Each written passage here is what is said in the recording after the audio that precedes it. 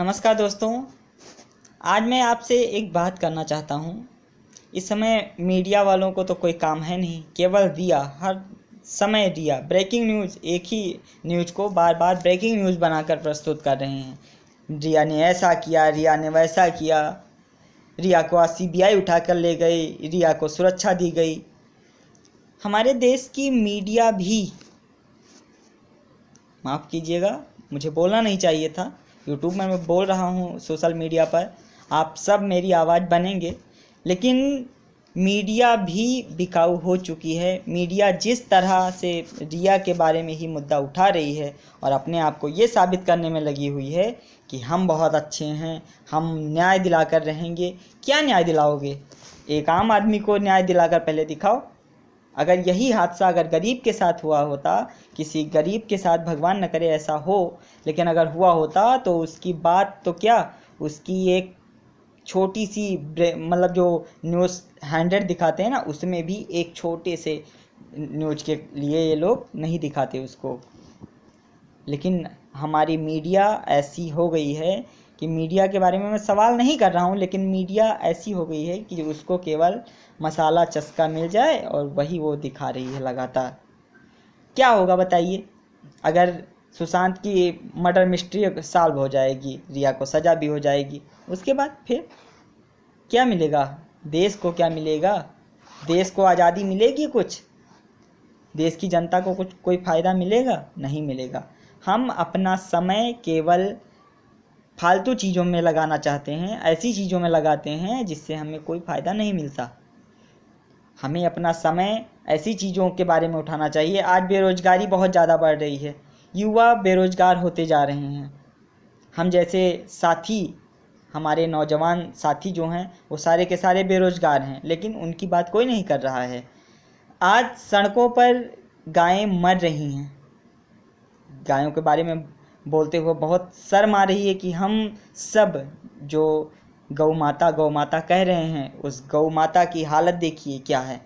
उस गौ माता को लोग डंडों से पीट रहे हैं। 33 करोड़ देवता जिसमें वास करते हैं, उस गाय को हम लोग मारते हैं, और हम ही लोग मारते हैं, और कोई नहीं मारता। किसान मारता है, आने जाने वाले लोग मारते हैं, सड़कों पर चलने वाली गाड़ियां उन्हें मार देती हैं, उनकी जान सड़कों पर ही निकल जाती है, लेकिन उनके बारे में कोई नहीं सोच रहा है। बस ये करो वो करो। माफ़ कीजिएगा, मैं सरकारों के ख़िलाफ़, मेरी इतनी हैसियत तो नहीं कि मैं सरकार के ख़िलाफ़ बोल सकूं, वो सरकार हैं, लेकिन सरकारों का भी ध्यान इन सब चीज़ों पर नहीं जा रहा है। सरकारें हमारी केवल ऐसी चीज़ों पर अपना ध्यान आकर्षित करती हैं और जनता का ध्यान आकर्षित करती हैं जिससे वोट बैंक की राजनीति बढ़े। क्या गायों की सुरक्षा महत्वपूर्ण नहीं है? बछड़े छोड़े जा रहे हैं लगातार। गौशाला बनाने का वादा किया गया, गौशाला नहीं बनाई गई। मैं किसी एक सरकार की या एक पार्टी की तरफ मैं विरोध नहीं कर रहा हूँ। मैं हर उस नेता की बात कर रहा हूँ जिसने ये वादा किया और आज वादे से मुकर गया। हमें अपनी लड़ाई खुद लड़नी होगी। हर कोई कहता है हमें अपनी लड़ाई खुद लड़नी होगी, खुद लड़नी होगी। हम लड़ रहे हैं, पूरे देश की जनता लड़ाई लड़ रही है, लेकिन कब तक लड़ेगी और कितना लड़ेगी ये बताइए। रिया चक्रवर्ती जैसी बेकार लड़की को, जिसने एक अच्छे खासे सुपरस्टार को बर्बाद कर दिया, उसको आप हीरोइनी बना रहे हैं। पूरे देश में आप उसे फेमस कर रहे हैं। बार बार ब्रेकिंग न्यूज़ दिखा दिखा कर लोग मजबूर हो रहे हैं कि उसी को देखना पड़ रहा है, और कोई खबर आती ही नहीं है तो क्या देखें। लाखों लोग बाढ़ से मर रहे हैं। इस समय बारिश का मौसम है, बहुत जगह बाढ़ भी आई है, लेकिन उन बाढ़ की खबरों को बहुत छोटे पैमाने पर दिखाया जाता है, लेकिन रिया को बहुत बड़े पैमाने पर, उनके लिए दंगल होता है। शाम को देखिए न्यूज़ वाले क्या करते हैं, न्यूज़ वाले दंगल चलवाते हैं, महाभारत करवाते हैं, कुरुक्षेत्र करवाते हैं। अरे भैया, महाभारत और कुरुक्षेत्र मत करवाओ। आप लोग कोई ऐसा मुद्दा उठाओ जिससे देश का कुछ भला हो सके। आज बेरोजगार नाराज है, उसके पास रोजगार नहीं है। योजनाएं सरकार की बनती हैं, कहाँ जाती हैं, किसे मिलती हैं, ये कुछ पता नहीं है।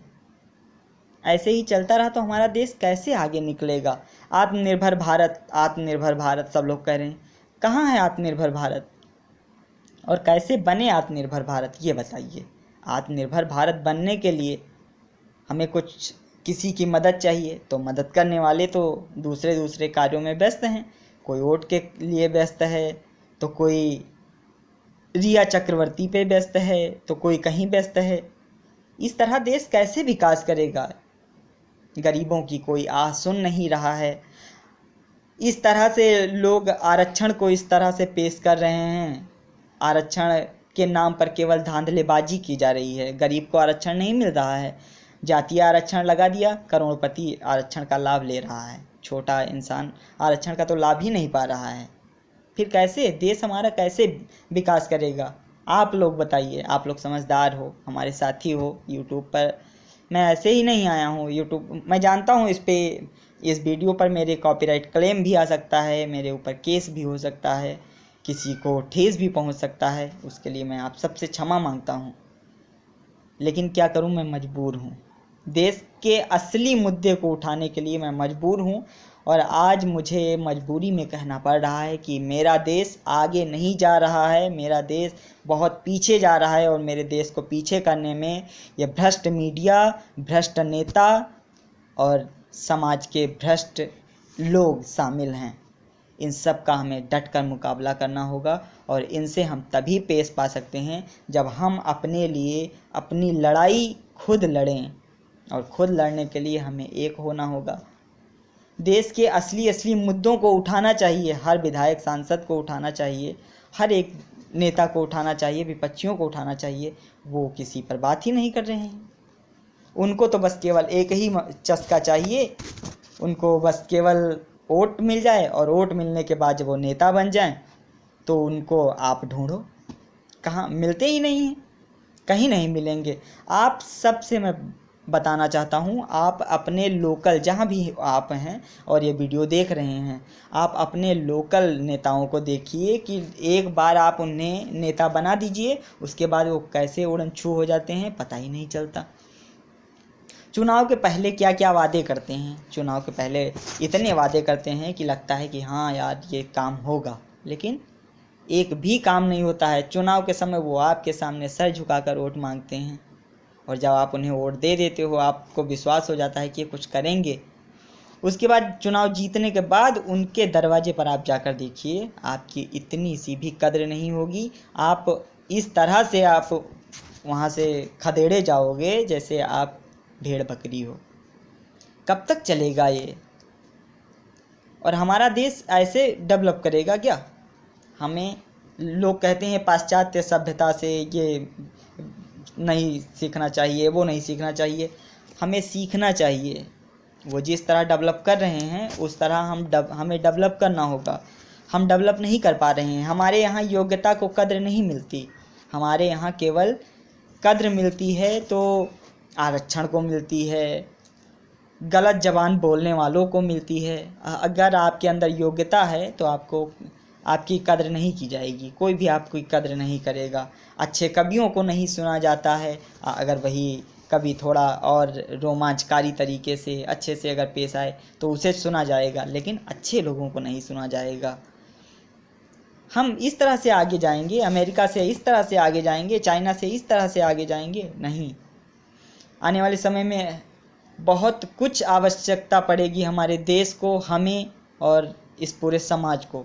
तो क्या हम आज तैयारी अपनी कर रहे हैं, वहाँ के लिए तैयार हैं जहाँ हमें जाना है। क्या हम दुनिया से टक्कर लेने के लिए तैयार हो पाएंगे। ये आप अपने मन में विचार कीजिए, आप अपने आप में सोचिए। और अगर ये वीडियो आपको अच्छा लगे तो आप अपने सभी दोस्तों को ये वीडियो भेजिए और फॉरवर्ड कीजिए। पूरा सुनिए वीडियो और पूरा सुनने के लिए लोगों को प्रेरित कीजिए। जय हिंद।